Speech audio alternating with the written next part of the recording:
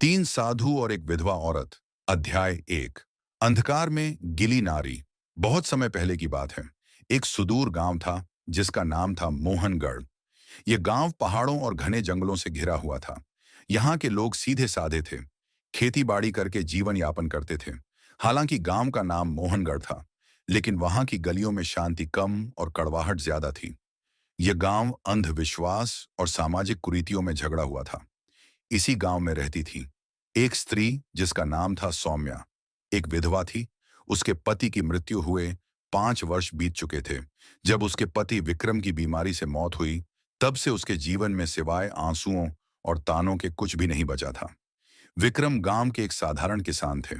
उनका घर छोटा सा था, मगर उसमें सौम्या के साथ उनका प्यार और आपसी समझदारी बसती थी। मगर जैसे ही भानु प्रसाद की मृत्यु हुई, सौम्या का संसार अंधकार में डूब गया। गांव वाले उसे एक अशुभ स्त्री मानने लगे। गांव की औरतें उसके साथ उठने बैठने से कतराती। पुरुष उसे तानों और अपमान से नवाज। बच को कहा जाता कि सौम्या के घर के पास भी न जाए। हर सुबह जब सौम्या गांव के कुएं पर पानी भरने जाती, तो औरतें आपस में फुसफुसाना आ गई। जिसके पांव जहां पर जाते, वहां कुछ अशुभ ही होता है। सौम्या ने कई बार इन तानों को अनसुना करने की कोशिश की, मगर उनकी बातों के कांटे उसके दिल को चीरते रहे। रातें उसके लिए और भी कठिन होती हैं। जब पूरा गांव गहरी नींद में सो जाता, सौम्या आंगन में बैठकर आसमान की ओर देखती। चांद की चांदनी उसकी आंखों में आंसू भर देती। वह अक्सर अपने पति की तस्वीर के आगे दीप जलाकर रोती और भगवान से पूछती, आखिर मैंने कौन सा पाप किया है जो मेरा जी इस तरह नर्व बन गया। कई बार उसने गांव छोड़कर जाने की भी सोची, मगर कहाँ जाती। उसके माता पिता बहुत पहले ही चल बसे थे। भाई बहनों ने उसके विधवा होते ही मुंह फेर लिया। एक दिन जब सौम्या अपनी टूटी फूटी झोपड़ी के बाहर बैठी थी, तभी उसने देखा कि गांव के बाहर वाले रास्ते पर तीन साधु चले आ रहे हैं। वे सफेद दाढ़ी वाले, भगवा वस्त्र पहने हुए थे। उनके चेहरे पर तेज था, मगर आंखों में एक अजीब सा रहस्य झलक रहा था। गांव वालों ने उन साधुओं को देखते ही उनके चारों ओर घेरा बना लिया। सभी ने उनके पांव छुए और आशीर्वाद मांगा। गांव के मुखिया ने साधुओं से विनती की, महाराज कृपया हमारे गांव में कुछ दिन रुके, हमें आपका आशीर्वाद चाहिए। साधुओं ने गांव में रुकने के लिए हामी भर दी, लेकिन फिर उनकी नजर सौम्या पर पड़ी। उनमें से सबसे वृद्ध साधु ने सौम्या को देखते ही कहा, यह स्त्री दुख से घिरी है, मगर इसके भाग्य में कुछ अनोखा लिखा है। गांव वाले यह सुनकर चौंक गए। उन्हें विश्वास नहीं हो रहा था कि वही सौम्या जिसे वे अशुभ मानते थे, उसके भाग्य में कुछ खास हो सकता है। सुनीता खुद भी हैरान थी। उसके मन में सवाल उठे, आखिर यह साधु कौन है और मेरे भाग्य के बारे में ऐसा क्यों कह रहे हैं। तीनों साधु गांव के बीचों बीच स्थित एक पुराने मंदिर में ठहरे। यह मंदिर वर्षों से वीरान पड़ा था, मगर साधुओं के आते ही वहां रौनक लौट आई। गांव वाले उन्हें देखने के लिए रोज वहां पहुंचते और उनके प्रवचनों को सुनते। सौम्या भी मंदिर के बाहर खड़ी होकर साधुओं की बातें सुनती, लेकिन गांव के लोग उसे भीतर जाने नहीं देते थे। एक दिन जब सभी लोग प्रवचन सुन रहे थे, तब सबसे वृद्ध साधु ने कहा, हर व्यक्ति के जीवन में दुख आते हैं, लेकिन केवल वही व्यक्ति अपने भाग्य को बदल सकता है जो अपने भीतर छिपे रह को पहचान ले। सौम्या को यह सुनकर अजीब लगा हुआ सोचने लगी, क्या मैं अपने दुख को दूर कर सकती हूँ? क्या मैं भी अपने भाग्य को बदल सकती हूँ? तीन साधु कौन थे? तीनों साधु साधारण व्यक्ति नहीं थे। उनकी आंखों में गहरी समझ थी और उनके शब्दों में अपार शक्ति। वे आध्यात्मिक ज्ञान के जाता थे। उनका कहना था कि दुनिया में कोई भी दुख तब तक समाप्त नहीं हो सकता जब तक मनुष्य स्वयं को नहीं पहचान लेता। दूसरे, वे कर्म के सिद्धांत को मानते थे। उनका कहना था कि भाग्य से बड़ा केवल कर्म होता है। यदि किसी का जीवन अंधकार में है, तो उसे केवल अपने कर्मों से ही रोशनी में बदला जा सकता है। तीसरे साधु, वे साधना और ध्यान के मार्ग पर चलते थे। उनका कहना था कि आत्मा को शांत करके, मन को नियंत्रित करके कोई भी व्यक्ति अपने दुखों से मुक्ति पा सकता है। रात के समय जब गांव वाले अपने घर चले गए, तो सौम्या मंदिर के पास आई। उसे विश्वास नहीं हो रहा था कि तीनों साधु सच में उससे मिलना चाहते हैं। जैसे ही वह मंदिर के अंदर पहुंची, तीनों साधु उसकी ओर देखने लगे। कुछ देर तक कोई कुछ नहीं बोला। फिर आरब बोले, तुम हमें क्यों ढूंढ रही हो पुत्री? सौम्या कांपते हुए बोली, मुझे कुछ समझ नहीं आता। मैं बस यह जानना चाहती हूं कि मेरे जीवन में इतना दुख क्यों है। मैंने किसी का क्या बिगाड़ा है? तीनों साधु मुस्कुराए। दुनिया में कोई भी दुख बिना कारण नहीं आता। तुमने अपने पूर्व जन्मों में जो किया है, उसका ही परिणाम तुम्हें इस जन्म में मिला है। लेकिन घबराओ मत, क्योंकि हर कर्म को नए कर्मों से बदला जा सकता है। सौम्या ने आंखें भरते हुए पूछा, क्या मैं अपना भाग्य बदल सकती हूं? ध्यानाथा ने धीरे से उत्तर दिया, हाँ, लेकिन उसके लिए तुम्हें परीक्षा देनी होगी। क्या तुम तैयार हो? सौम्या ने बिना कुछ सोचे जवाब दिया, मैं तैयार हूं। तीनों साधु एक दूसरे की ओर देखने लगे। ये देखकर ऐसा लग रहा था जैसे वे किसी रहस्य को जानते हो। आरब ने कहा, तो फिर कल सूरज उगने से पहले तुम जंगल के पास वाले पीपल के पेड़ के नीचे आओ। वहां से तुम्हारी यात्रा शुरू होगी। सौम्या को कुछ समझ नहीं आया, मगर उसने सिर हिलाकर हामी भर दी। गांव में फैली अफवाह अगले दिन गांव में यह खबर आग की तरह फैल गई कि तीनों साधुओं ने सौम्या को जंगल में बुलाया है। गांव के लोग आपस में चर्चा करने लगे, क्या यह साधु इसे कोई वरदान देने वाले हैं या फिर इसे श्राप मिलेगा? गांव की कुछ और आपस में फुसफुसाना लगी, कहीं यह साधु हमें धोखा तो नहीं दे रहे? लेकिन सौम्या को इन बातों से शुरू हो कोई फर्क नहीं पड़ा। उसे केवल इस बात की चिंता थी कि आखिर जंगल में उसके साथ क्या होने वाला है। उस रात सुनी सो नहीं सकी। वह बार बार सोच रही थी, क्या सच में कोई मेरी मदद कर सकता है, या यह भी सिर्फ एक और छलावा है? लेकिन अब वह ठान चुकी थी कि चाहे कुछ भी हो जाए, वह अगले दिन सूरज उगने से पहले जंगल के पास जाएगी। ये खड़े थे, वे गहरी तपस्या में लीन थे। उनके चारों ओर एक अद्भुत शांति फैली हुई थी। सौम्या ने हाथ जोड़कर प्रणाम किया और कहा, मैं आ गई हूं महाराज। अब मुझे बताइए कि मेरी परीक्षा क्या है? आरब ने आंखें खोली और बोले, ये संसार एक ब्रह्म है पुत्री। जो इसे समझ लेता है वही अपने भाग्य को बदल सकता है। लेकिन इससे पहले कि हम तुम्हें ज्ञान दें, तुम्हें अपनी परीक्षा देनी होगी। कहाँ? हम तुम्हें इस जंगल में छोड़ रहे हैं। तुम्हें रात भर अकेले यहीं रहना होगा। ये जंगल बहुत रहस्यमय है। यहाँ जंगली जानवर भी हैं और अदृश्य शक्तियां भी। लेकिन अगर तुमने अपना डर छोड़ दिया तो तुम पहली परीक्षा पास कर जाओगी। सौम्या को यह सुनकर झटका लगा। रात भर अकेले जंगल में वह डर गई थी, लेकिन उसने अपने भीतर हिम्मत जुटाए और कहा, मैं तैयार हूं। तीनों साधु मुस्कुराए और बोले, हम कल सुबह सूरज उगने के बाद यहां आएंगे। तब तक तुम्हें अकेले रहना होगा। इतना कहकर तीनों साधु जंगल के दूसरे छोर की ओर चले गए और सौम्या अकेली रह गई। शाम ढलते ही जंगल में अंधेरा छाने लगा। चारों ओर अजीब अजीब सी आवाजें आ लगीं। दूर किसी पेड़ पर उल्लू बोल रहा था। झाड़ियों में कुछ सरसरा की आवाजें आ रही थीं। सौम्या ने अपने दिल को संभाला और एक पेड़ के नीचे बैठ गई। लेकिन जैसे ही रात गहराने लगी, भय भी बढ़ने लगा। अचानक उसे लगा कि कोई परछाई उसकी ओर बढ़ रही है।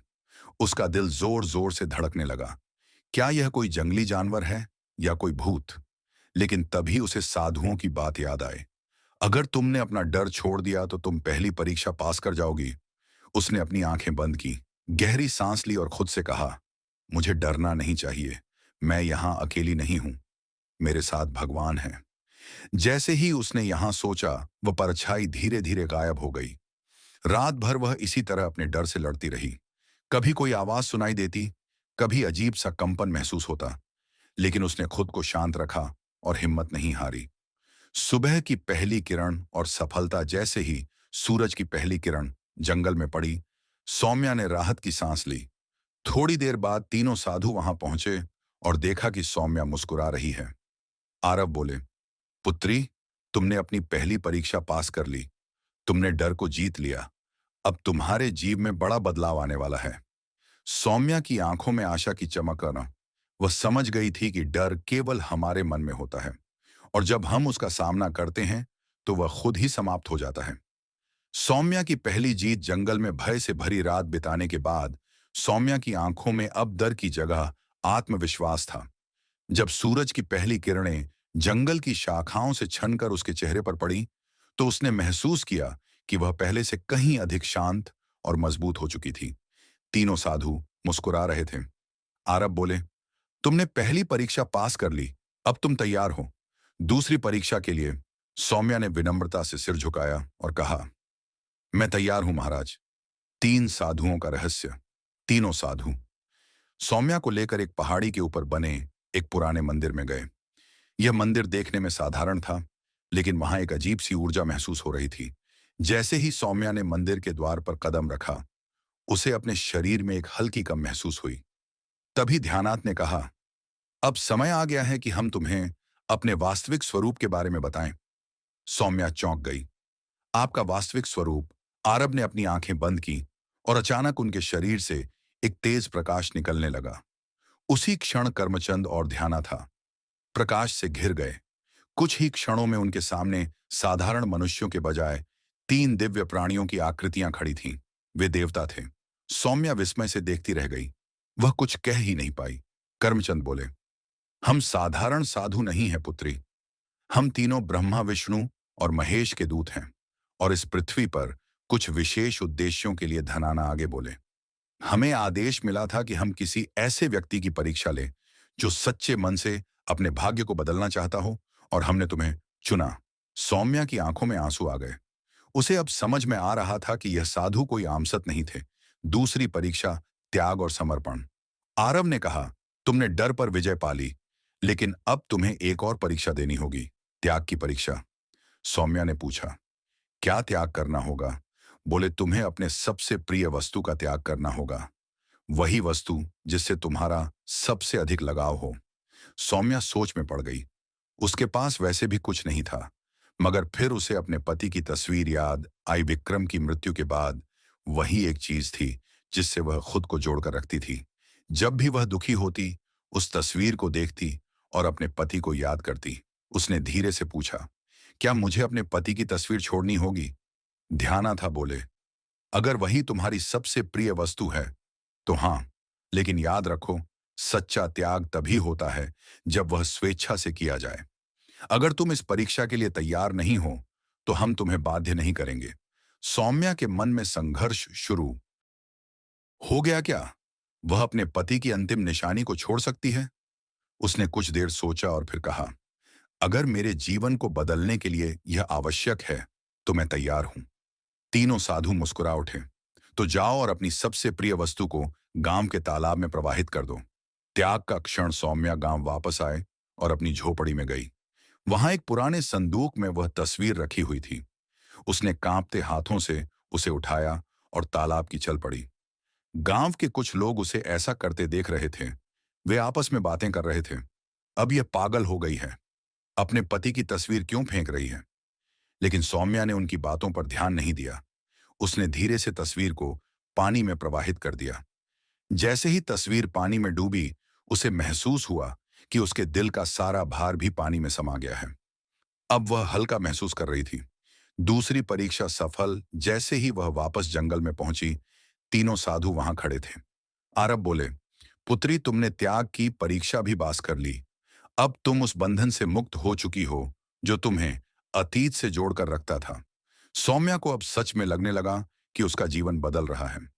ध्याना था बोले, अब तुम्हारी अंतिम और सबसे कठिन परीक्षा बाकी है। सौम्या ने सिर झुका लिया। मैं तैयार हूं महाराज। तीसरी और सबसे कठिन परीक्षा। सौम्या ने भय और त्याग की परीक्षा पास कर ली थी। अब वह पहले से कहीं अधिक मजबूत और आत्मविश्वास महसूस कर रही थी। लेकिन उसे नहीं पता था कि उसकी सबसे कठिन परीक्षा अभी बाकी थी। तीनों साधु मंदिर के भीतर खड़े थे।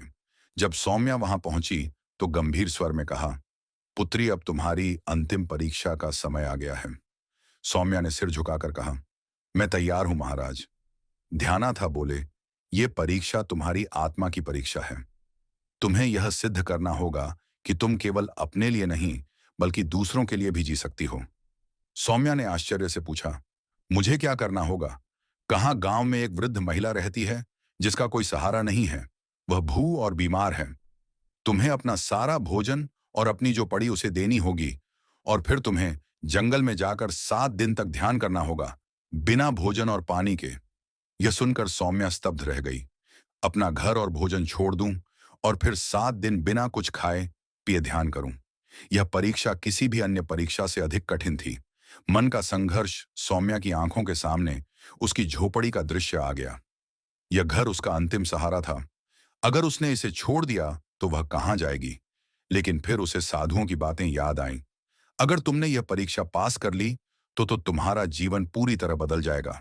सौम्या ने अपने भीतर झांका और फैसला किया, ठीक है महाराज, मैं यह करने के लिए तैयार हूं। सब कुछ छोड़ना।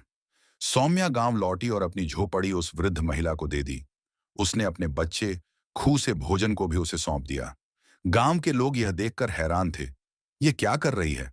अपना सब कुछ क्यों छोड़ रही है? लेकिन सौम्या ने किसी की बातों पर ध्यान नहीं दिया। वह सीधा जंगल की ओर बढ़ गई, जहां उसे 7 दिन तक ध्यान करना था। 7 दिन का कठिन ध्यान पहला दिन बीता और सौम्या को बहुत भूख लगी, लेकिन उसने अपनी चेतना को भटकने नहीं दिया। उसने अपनी आंखें बंद की और साधुओं के दिए हुए मंत्रों का जाप करने लगी। दूसरे दिन उसे प्यास ने सताना शुरू किया, लेकिन उसने पानी की इच्छा को भी त्याग दिया और ध्यान में लगी रही। तीसरे दिन उसके शरीर में कमजोरी आने लगी, लेकिन उसने हार नहीं मानी। चौथे दिन उसे लगा कि वह अब और नहीं सह पाएगी, लेकिन तभी उसे साधुओं की बातें याद आईं। सच्ची शक्ति शरीर में नहीं, मन में होती है। पांचवें और छठे दिन वह पूरी तरह ध्यान में डूब गई थी। अब उसे भूख प्यास महसूस ही नहीं हो रही थी। सातवें दिन जब सूरज उगा तो कुछ अद्भुत हुआ। सौम्या की आत्मा एक नई ऊर्जा से भर गई थी। उसे महसूस हो रहा था जैसे वह एक साधारण स्त्री नहीं रही, बल्कि एक दिव्य शक्ति से जुड़ चुकी है। सुनीता का रूपांतरण जब 7वां दिन पूरा हुआ तो तीनों साधु उसके सामने प्रकट हुए। आरब बोले, पुत्री, तुमने अपनी अंतिम परीक्षा भी पास कर ली। अब तुम केवल एक साधारण विधवा नहीं हो, बल्कि एक सशक्त आत्मा बन चुकी हो। बोले, तुम्हारे भीतर अब वह शक्ति आ गई है जिससे तुम ना केवल अपना बल्कि दूसरों का भी भाग्य बदल सकती हो। ध्याना आने अपने हाथ उठाए और कहा, तुम्हें आशीर्वाद देते हैं कि अब से तुम्हारी जिंदगी सुख शांति और सम्मान से भरी होगी। सौम्या के चारों ओर एक सुनहरी रोशनी फैल गई। उसने आंखें बंद कर लीं और जब खोली तो वह पहले से कहीं अधिक शांत, मजबूत और तेजस्वी महसूस कर रही थी। गांव में वापसी और सम्मान। जब सौम्या गांव लौटी तो गांव वाले उसे देखकर चौंक गए। अब वह कोई दुखी विधवा नहीं थी। उसके चेहरे पर दिव्यता थी। उसकी आंखों में आत्मविश्वास था। गांव के लोगों ने उसे पहले तिरस्कृत किया था, लेकिन अब वे उसके पास आकर उसके चरण छूने लगे। माँ, हमें क्षमा करो। हमने तुम्हारा अपमान किया था, लेकिन अब हमें समझ आ गया कि तुम कोई साधारण स्त्री नहीं हो। सौम्या मुस्कुराए और कहा, सच्ची बाहर नहीं, हमारे भीतर होती है। जब हम अपने डर, अपने मोह और अपने अहंकार को त्याग देते हैं, तभी हम असली शक्ति को प्राप्त कर सकते हैं। गांव वालों ने उसे गांव की सम्मानीय महिला घोषित कर दिया। अब वह पूरे गांव की मार्गदर्शक बन गई थी। 3 साधुओं का आशीर्वाद और विदाई। तीनों साधु फिर से उसके सामने प्रकट हों। आरब बोले, हमारा कार्य पूरा हुआ, अब हमें वापस जाना होगा। सौम्या ने हाथ जोड़कर कहा, मैं आपकी आभारी हूं। महाराज, आपने मुझे सिखाया कि सच्चा सुख और शक्ति हमारे भीतर है। मुस्कुराए और बोले, तुम अब केवल अपने लिए नहीं, बल्कि पूरे संसार के लिए जियोगी। आरब ने हाथ उठाए और आशीर्वाद दिया, तुम्हारा जीवन अब एक ई रोशनी से भरा रहेगा। जैसे ही उन्होंने यह कहा, तीनों सात प्रकाश में बदलकर आकाश में विलीन हो गए। नया जीवन, नई पहचान। अब सौम्या सिर्फ एक विधवा नहीं थी, वह एक विधवा पूरे गांव की मार्गदर्शक बन चुकी थी। उसने गांव में शिक्षा, सेवा और परोपकार की एक नई लहर चलाई। जहां पहले लोग उसे अपशकुन मानते थे, अब वे उसकी सलाह के बिना कोई भी निर्णय नहीं लेते थे। अब वह सिर्फ सौम्या नहीं थी, वह मां सौम्या बन चुकी थी। अध्याय 5, समाप्त। कहानी का सार। एक डर को हराकर ही हम सच्ची शक्ति प्राप्त कर सकते हैं। 2, त्याग और समर्पण से जीवन में नई ऊंचाइयां मिलती हैं। 3, सच्चा परिवर्तन बाहर से नहीं, भीतर से आता है। जो खुद को बदल सकता है, वह पूरे समाज को बदल सकता है। अंतिम शब्द। 3 साधु और विधवा सौम्या की यह कहानी हमें सिखाती है कि हमारा भाग्य हमारे हाथ में है। यदि हम अपने डर, अपने मोह और अपने अहंकार को त्याग दें, तो हम जीवन में कुछ भी हासिल कर सकते हैं। आपको यह कहानी कैसी लगी? अगर आपको 3 साधु और एक विधवा की यह प्रेरणादायक और रोचक कहानी पसंद आई हो, तो हमारे चैनल को जरूर सब्सक्राइब करें। आपकी राय हमारे लिए बहुत महत्वपूर्ण है, इसलिए कमेंट में बताइए कि आपको यह कहानी कैसी लगी। कौन सा मोमेंट सबसे ज्यादा प्रेरणादायक लगा? नहीं, कहानियों और रोमांचक कंटेंट